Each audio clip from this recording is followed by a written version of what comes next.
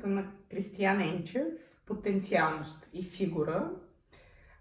Може да видите с абсолютно разкошното книжно тяло, направено от Капка Кънева, в която имаме крилца, които някак си се свиват по един много неочакван начин. Като самата книга работи наистина с една делюзианска идея за гъвката, за нещата, които се свиват, сгъват и пораждат много любопитен релеф. Това, което липсва в заглавието, е един средищен термин. Потенциалност е едно понятие, което е изработвано в голяма степен от Дарин Тенев и Боян Манчев в съвременния контекст. Препращаш към една идея на Аристотел за това, че нещата имат определена енергия, определена сила. И от друга страна, разноречивата идея за понятието фигура. Но това, което липсва по средата, това, което Кристиян Енчев сгъва в гънките на своята книга, е идеята за илюстриктура. Какво е това? Не знаете. Но няма как да знаете, защото това е понятие, което е изработено от Кристиян Енчев в тази книга. Тоест, това, което може да кажем, че той е творец и той е творец на понятия. И така Кристиян Енчев, следвайки една линия отново на Делез, смята, че основната роля на философа е свързана и с въображението, и то е да поражда понятия. Това, което искам най-напред да кажа, то е в 3 части.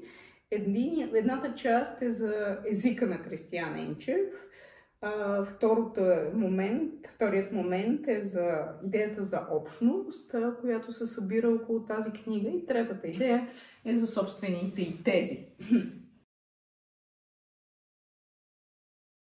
Що се отнася до езика на Кристиян Енчев или на Крис Енчев, може да кажем, че това не е прост език. Това е един много интензивен понятиен език, тежък, синтетичен, използваш много често логически структури, т.е. направо е толкова кондензиран, че дава тези S е равно на P, защото C и D. И някакси, ако човек не е достатъчно ориентиран, може да има тази пречка, която е свързана с един език, който има огромно умение да абстрахира, т.е. някак си отива в едно по-високо абстрактно ниво на понятията, а не е свързан с много ясен и определен исторически контекст. От друга страна, езика на Кристиян Енчев, и тук идва втория момент, който е изключително ценен на книгата, това е едно от огромните й достоинства, успява да сговаря и да сглобява традиции, които са от най-различно естество. И тук ние може да видим това, което казвам, че нейната наистина феноменална роля е, че тя успява да събере български философи, които по никакъв начин или по-рядко се четат взаимно. Това е много типично за българския философ. Той, разбира се, е отнесен директно към света на идеите, а по-рядко към публичното поле на собственото си време. Разбира се, това не се отнася до едни от централните философии, с които книгата непрекъснато влиза в дебат. Именно Боян Манчев и Дарин Тенев, с които може да кажем, че Крис Енчев непрекъснато разговаря в тази книга. Той разговаря, разбира се, и преди нея, и преди самата книга, в серия от срещи, панели общи, един в списание "Критика и хуманизъм", един по-ранен в списание "Философски алтернативи", и тъкмо около понятието фигура. Така че това е някаква следваща стъпка и част от един дълго продължаващ разговор. Но отвъд това ние виждаме как в тази книга се сговарят Деян Деянов, Димитър Вацов, Валентин Канавров, Силвия Борисова, Владимир Раденков, социоанализата на Светлана Събева, с психоанализата, Христо Тодоров, с тази лаканианска линия. Тоест, но книгата опитва да сговори традиции, които имат напълно различно потекло. Ето, например, тъкмо това сговаряне между социоанализа и психоанализа. Пречупената субектност на Светлана Събева заедно с пречупения субект на Зюпанчич. Това са идеи, които тръгват от много различни потекла. Например, може да видим един разговор между Киркегор и Бенямин, между Франсуа Долто и Делоз, в което, нали, ако тръгнем да видим техните идеи, какви потекла имат, какви корени имат, те наистина изхождат от много различна традиция, но тъкмо книгата намира пресечени точки, в които тези идеи правят някакви общи сглобки.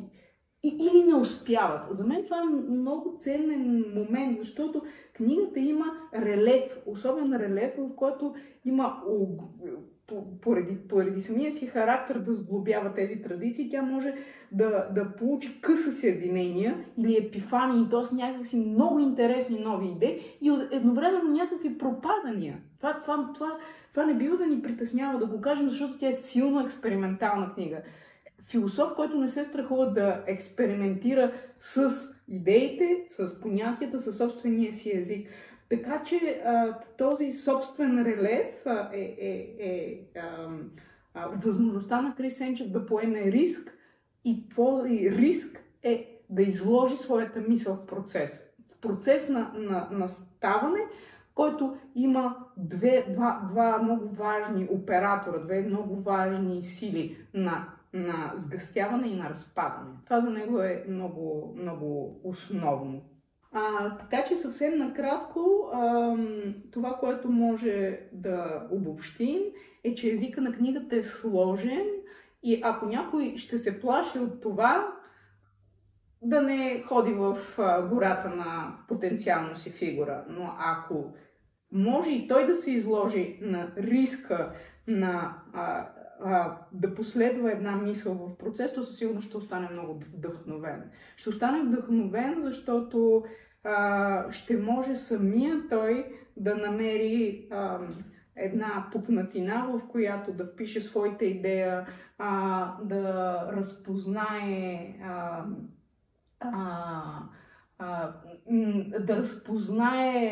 нещо, което му е познато и едновременно да го види като страшно, чудно, странностено и различно, тъй като то е сглобено и прикачено към нещо много неочаквано. В цялата книга, така, във всяка една глава, тя е съставена наистина с така много добра концептуална линия от 14 глави плюс библиография, като последната част е едно приложение от кратки фрагменти. Мисля, че тук този момент през жанра на фрагмента, познат ни още от немските романтици, като възможност с най-кратък начин да се свържем до една абсолютна, абстрактна, крайна идея, го виждаме разработени в фикция и образ на Дарин Тене в последните моменти, така че тук според мен Крис е вдъхновен от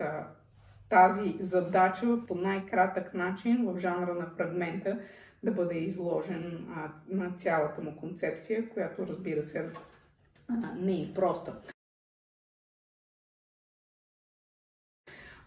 Вторият важен момент е това, че книгата успява да сговори различни дискурси и традиции с различни потекла, като помага за един несъстоял се или недостатъчно изведен дебат в съвременната българска философия. Това е една от трудностите, защото понякога той не ни въвежда бавно и постепенно. Какво мисли Светлана Събева, каква е нейната интерпретация върху Хайдегер, от друга страна, каква е идеята на Зоя Панчиш, как тя се отнася към дискурса на Лакан и така нататък. Направо ни сблъсква крайните форми на техните тези и успява да направи някаква нова и неочаквана сглобка. Разбира се, вече минавайки към третия аспект, а именно тезите, основните тези на книгата, ние трябва да припомним, че предишните философски работи на Крис Сенчев са свързани с Кант, и то в една интерпретация на Кант, която следва Валентин Канавров, и мисли за възможността за един нетрансцендентален идеализъм, в която огромна роля има въображението. И как въображението по особен начин е онази изменчива сила, която не само променя нещата, понятията, идеите и литературните примери, но и самата тя е в непрекъснат момент на изменение. Тази книга на Крис Сенчев всъщност е и по-сговорчива, защото тя се служи много с литература. Тук този философски абстрактен план непрекъснато снизхожда, употребявайки много конкретни примери. Канеленото магазинче на Бруно Шулц, Кафка метаморфози, Рилке, записки на Малте Бриге и Одисей, фигурата на Одисей при Омир. Всички тези конкретни примери отново по особен начин са свързани като концептуални персонажи на една или друга философска линия. Така че това е доста любопитно да се разплете. Защо е там Кафка, защо е там Рилке? И някои от примерите, да кажем, един Бруно Шулц е, така да го кажем, нещо, което въвежда и въдворява самия Кристиян Енчев. Аз ще си позволя съвсем малко нещо да прочета. Има една много водеща бележка под линия първа.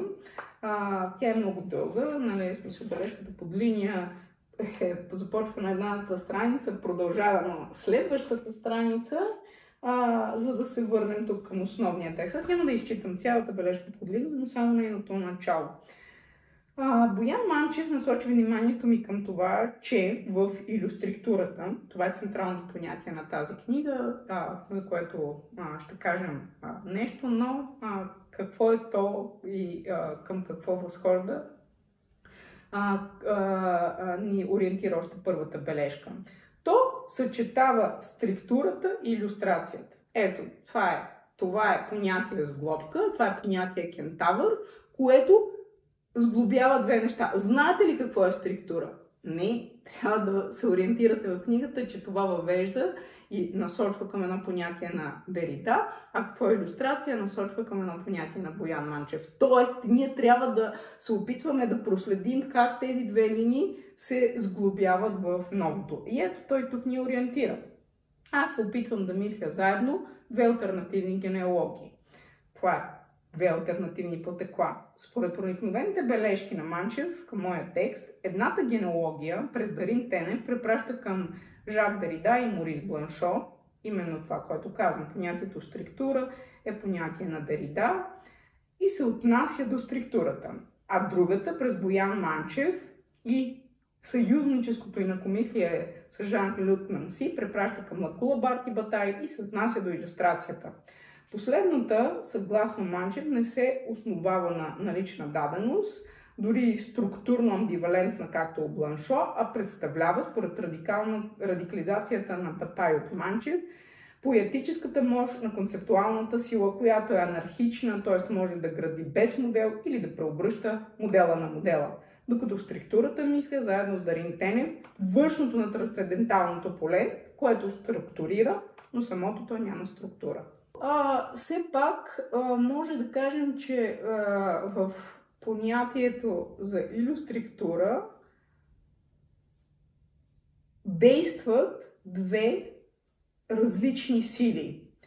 И тук Крис Сенчев ще мисли илюстриктурата като метафигура, която по особен начин изработва целия фигуратив от литературни топоси.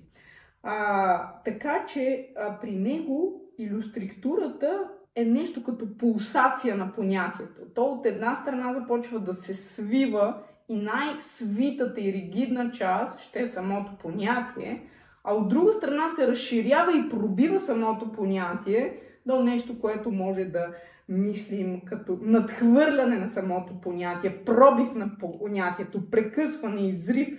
Т.е. самото понятие надхвърля себе си и има в себе си тази динамична сила да отиде отвъд себе си. И така, в този смисъл, в идеята за илюстриктура има тази важна нишка на възможността за самоотнасящо се повторение. Тоест повторение, което при самоотнасянето прави някакъв разрив. Тоест имаме от една страна невъзможност за повторение, идентичност, тъждественост, тъй като имаме едно изначално изпреварващо повторение. Тоест нямаме две напълно еднакви неща, защото в самия акт на повтаряне имаме този момент на прекъсване или разподобяване. Така че в илюстриктурата, накратко казано, двете сили, които действат, са силата на разподобяване и на уподобяване. Всяко уподобяване не води към идентичност и тъждество, а води към разподобяване. Начина, по който се работи с обект-обектните отношения или с действената инстанция и онова, което е оформено. Оформящото и оформеното. Всъщност, тъй като нямаме тъждество, ние може да видим как и в илюстриктурата едновременно действа моделиращата инстанция и моделираното. Като, разбира се, този момент на моделиране е свързан и с размоделиране, разподобяване, разфигуриране, т.е. една работа на отрицанието. Така че, когато мислим за Кант и трансценденталното въображение, така както Крисенчев работи с него, трябва да видим тази работа на негативността и въображението през идеята, илюстриктурата, да създава нови напрежения, нови понятия, нови сглобки, но и да разглобява, да разкача познати вече образования. Така че всъщност в илюстриктурата се съдържа тази идея, че не само литературата е нещо пластично, в движение, динамично, а и самата философска работа изисква има тази способност да сътворява понятия и да вижда тези понятия как стига до нещо, което е взрив. Препоръчвам силно човек да отвори и да прочете, не е нужно последователно, нещо около някоя глава, примерно ето поетика на разколебания образ, или поне едно от нещата, които на мен са ми много любими, тъй като са част от един дълъг разговор тъкмо с Крисенчев. Фигурата на разподобяването, която той посочва, е Одисей. Одисей, който всеки път, посочвайки към самия себе си, ще се окаже някой друг. Ето това е най-краткият път към илюстриктурата и не оставите тя да остава скрита за вас.